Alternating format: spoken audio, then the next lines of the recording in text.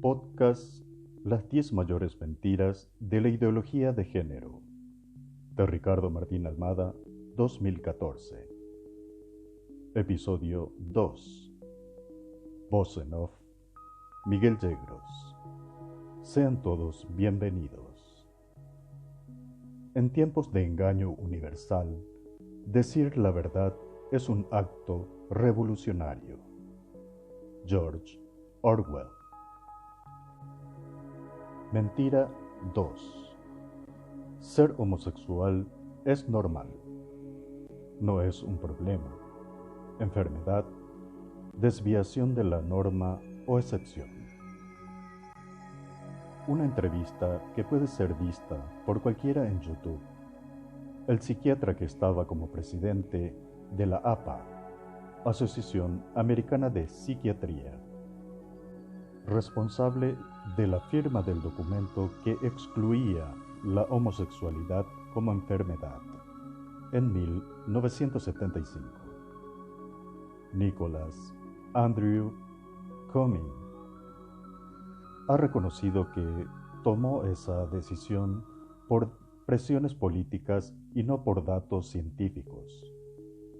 Él pidió que se hagan esos estudios, pero nunca se realizaron. Así que está en duda esta decisión hasta hoy. En la entrevista, Nicholas Andrew Cumming nos expresa textualmente: la primera vez que surgió el tema fue en la década de los 70. En aquel momento estaba en auge el tema de los derechos de la mujer, y hubo un tiempo en que no podía diferenciarse de los derechos homosexuales porque provenían de la misma gente.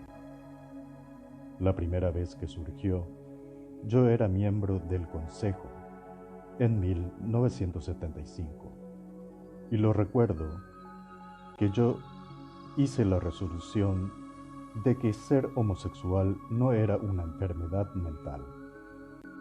También dije, si la APA pasaba esa resolución, también se votará para continuar investigando, para demostrar lo que fuera que la investigación demostrara. Esta investigación imparcial nunca se realizó. La resolución que hice fue adoptada en el Consejo por un amplio margen.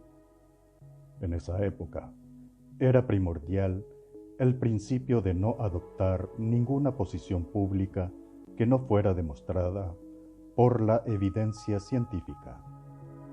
Todo esto comenzó a cambiar y se volvió más político que científico. En aquellos tiempos, el movimiento gay no tenía la militancia que tiene ahora, y simplemente dijimos, ok, veamos qué pasa. A mediados de los 90, el movimiento gay ya se apoderó de la APA. Las instancias políticas parecían anular cualquier discusión científica. Escoger resultados bonitos se convirtió en la regla. Es muy interesante la manera en que sucedió. La APA fue al revés, comprensiva y abierta.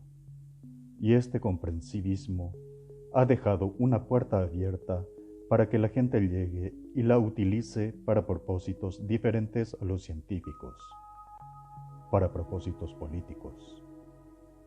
Se convirtió en parte de este movimiento por la diversidad. Quieres llevar a todas las personas subrepresentadas a la psicología. Y esta es una idea muy elevada, pero cuando se convierte en un sesgo, es un problema. Consultar en Más claro agua.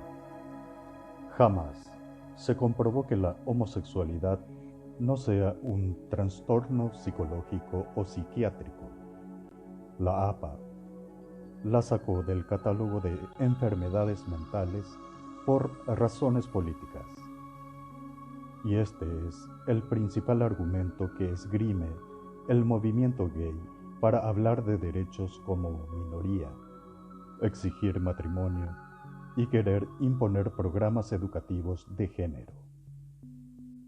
Por otro lado, para la OMS, en 2018, la transexualidad dejará de figurar como trastorno y pasará a condiciones relativas a la condición sexual, donde se la catalogará como incongruencia de género, lo cual es prácticamente normalizar también esta condición. Sin embargo, aún mientras se sigue considerando una enfermedad a la transexualidad, se va metiendo en todo el mundo este tema en la educación de los niños y la homosexualidad en base a una firma de resolución por presiones políticas. ¿De dónde vinieron esas presiones? Es la pregunta que vamos a ir dilucidando. El conocimiento es riqueza. Muchas gracias por asistir. Voz en off, Miguel Yegro.